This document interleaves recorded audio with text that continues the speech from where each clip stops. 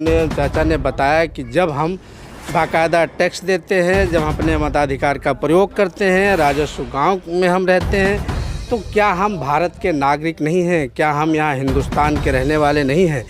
जब बाकायदा हम अपने जनप्रतिनिधि को चुनते हैं, अपने विधायक को चुनते हैं, अपने प्रधान को चुनते हैं, सरकार बनाने में हमारा सहयोग है, सब कुछ हम करते हैं, सारे नियम कानून हमारे ऊपर लागू होता है, तो केवल विकास के नाम पे, दूर क्षेत्र के नाम पे हमारा विकास क्यों अवरुद्ध किया जाता है? हमें जो मूलभूत सुविधाएं हैं उससे हमें क्यों वंचित किया जा रहा है? ये सबसे बड़ा सवाल है।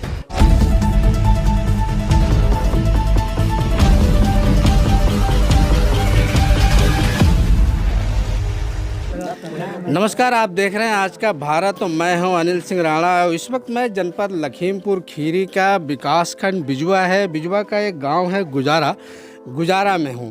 बाढ़ की तबाही चूँकि जनपद में, पूरे जनपद के 5 तहसीलों में हुई है और उसका सबसे ख़तरनाक जो मंजर है बाढ़ का वो हमें यहाँ बिजुआ में दिखाई दिया है। बिजुआ का जो ये गांव गुजारा है, यहाँ जब आने के लिए हम लोगों ने प्रयास किया तो हमारी टीम को यहाँ पहुँचने में काफ़ी मशक्क़त करनी पड़ी। नाव के द्वारा हम लोग इस गांव में पहुंच पाए।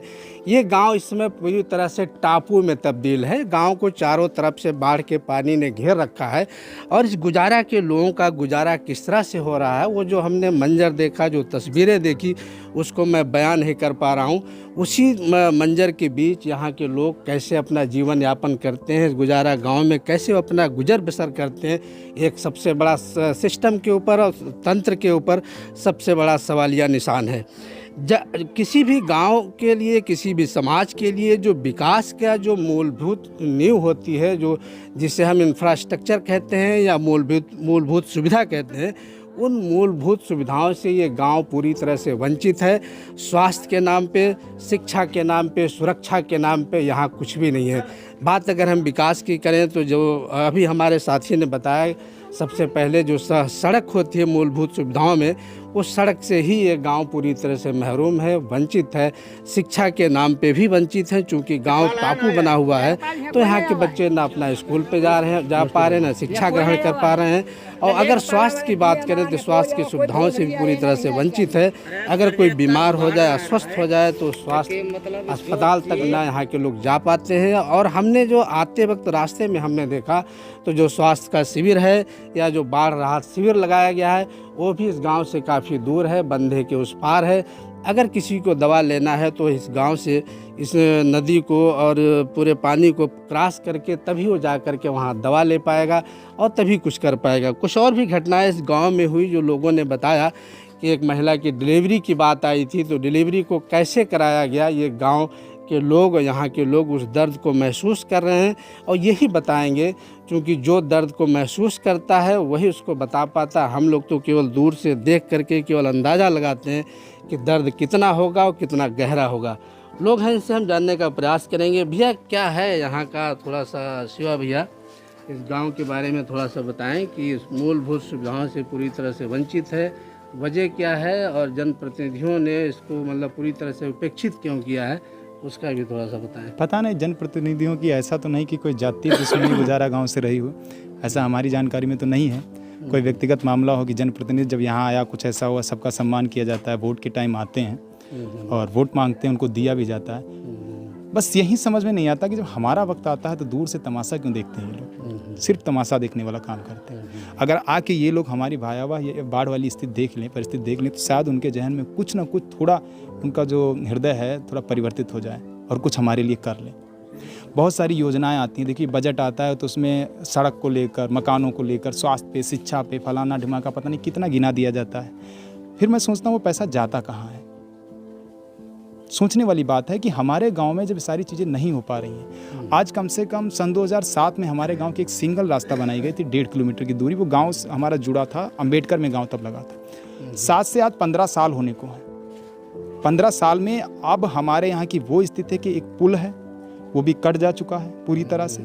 सड़क की मांग करते करते हम लोग थक गए हैं, खुद हमें 5 साल हुए जा रहे हैं। बस जाना है उनके पास, कहना है हो जाएगा, जवाब सुनना है, निकल लेना है, एक एप्लीकेशन जमा कर देना है, रिसीविंग ले लेनी, घर आ जाना। गांव के लोग ट्रैक्टर ट्राली में भर के जाएं या कैसे भी जाएं, कुछ भी करें, XYZ कोई भी प्रयत्न करो, ऐसा प्रतीत होने लगता है कि हमारा उनसे कोई मतलब है ही नहीं। जनप्रतिनिधि हमारी सुनने को तैयार बिल्कुल नहीं, अधिकारी भी कोई नहीं सुनता हमारी।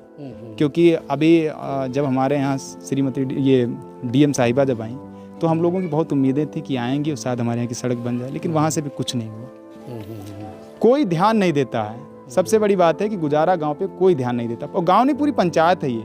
अभी जो आप इधर मजरा है जोहरा, वहाँ पर भी जाएंगे वही हाल आपको मिलेगा। स्कूल 4-4 महीने बंद ही रहेंगे, जब बाढ़ रहेगी तो करेंगे भी क्या। अच्छा, इन अधिकारियों से जब समस्या से अवगत कराया जाता है तो ये बताते हैं डूब क्षेत्र है, डूब क्षेत्र का बहाना करके बच निकल। ये तो अभी 2 साल पहले हमारे यहाँ धरना हुआ तो हम लोगों को सडनली जानकारी मिली कि डूब क्षेत्र है। डूब क्षेत्र का मतलब इनका ये है कि विकास नहीं होगा कुछ। डूब क्षेत्र है नहीं तो फिर यहाँ के जो लोग डूब हैं, क्षेत्र वो है क्या तो वो इंसान नहीं है या वो क्या वोट नहीं डालते डूब हैं? क्षेत्र है, हमसे जो है स्टाम्प की कीमत पूरी ली जा रही है। जैसे हम किसी खेत का बैनामा करें क्रय विक्रय तो उससे हमारी लगान पूरी ली जा रही है। बिजली का बिल, किसी चीज़ में छूट तो मिल नहीं रही। डूब क्षेत्र किस प्रकार सा है, हमें कहीं से राहत मिल रही डूब के नाम पे, तब तो मानते डूब क्षेत्र। नहीं तो जो शासन के द्वारा जो कार्य कराए जा रहे हैं, रोड, सड़क, स्कूल, अगर ये डूब क्षेत्र है तो इसमें जो सरकारी योजनाओं के जो बिल्डिंग है, जैसे स्कूल है, अस्पताल है, जल जीवन मिशन जो है वो भी नहीं लगाना चाहिए। वो क्यों लगा रही सरकार? अब लगा रहे हैं, अब उनकी ये मंशा है और हम लोगों को डूब क्षेत्र के नाम पे जो है बता रहे हैं। नहीं, फिर उसमें एक काम करें, अगर डूब क्षेत्र है तो सचिवालय ना बनवाया जाए, ठीक है। जितनी भी योजना है उनको यहाँ पे ना उतारा जाए।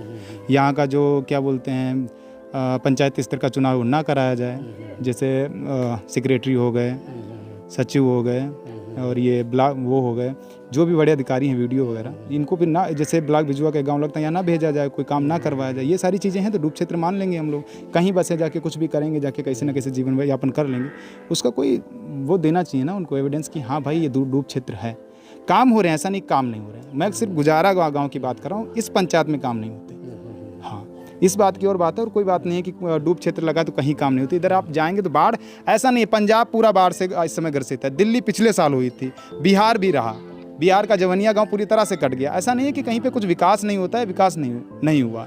ठीक है, अगर सरकार करे तो बहुत कुछ कर सकती है, लेकिन जब सरकार जब जीवन मंगल ग्रह पर खोज सकती है तो यहाँ कुछ नहीं कर सकती, सब कुछ कर सकती है। उसके हाथ की बात है, करे तो करे, ना करे तो ना करे, उसकी मर्जी की बात है। जब सरकार मंगल ग्रह पे सब कुछ कर सकती है तो इस डूब क्षेत्र के जो गांव हैं, जो लोग हैं, जो अपने वो बाकायदा वो मताधिकार का प्रयोग करते हैं, अपने जनप्रतिनिधि को चुनते हैं, तो इन्हें विकास कार्यों से इन्हें क्यों जो है मरहूम किया गया? इन्हें डूब क्षेत्र का नाम लेकर के क्यों जो है अपनी जिम्मेदारियों से जो प्रशासन है या शासन है पूरी तरह से हट लेता है? क्या कहेंगे चाचा, ये जो डूब क्षेत्र का बहाना बना करके जनप्रतिनिधि इस तरह की बात करते हैं कि डूब क्षेत्र है, यहाँ कोई विकास कार्य नहीं होगा? वो डूब क्षेत्र तो कहते हैं कि यहाँ डूब क्षेत्र, यहाँ कोई विकास कार्य नहीं होगा। कि कौन सा ऐसा यहाँ काम नहीं होता? टंकी बनवाते हैं, पंचायत घर बनवाते हैं, रोडें बनवाते हैं, पुलिया देखो टूट गई वो बनवाते हैं। तो यही तो सरकार बनवाएगी? हैं, हमारे गांव के लिए 1.5 किलोमीटर रास्ता है, उसमें उसके लिए डूब क्षेत्र है। तो हमारे गांव के लिए सौतेलापन किया जा रहा है। जब हमारे गांव के रास्ता हो तो कोई भी अधिकारी, कर्मचारी, नेता व कोई आए तो रास्ता है तो सीधे वो चला आएगा हमारे गांव तक। और जब रास्ता ही नहीं है तो कोई आएगा नहीं, आता ही नहीं है। क्या यहाँ उनकी गाड़ी नहीं पास होती? हम लोग तो पैदल वाले हैं, तो पैदल तो चलो जब यहाँ रहते हैं तो किसी न किसी तरीके से तो जाएंगे, लेकिन वो गाड़ी वाले, गाड़ी उनकी नहीं पार होती, उनसे कहो हमारी गाड़ी नहीं पार हो पाएगी। ये तो जब गाड़ी नहीं पार हो पाती है तो जो प्रतिनिधि है उनको सोचना चाहिए कि गाड़ी नहीं पार हो पाती तो वहाँ गाड़ी जाने के लिए रास्ता तो उनको बनाना चाहिए। तो ये हमारे साथ में सौतेलापन हो रहा है। तो क्या कहना चाहेंगे आप?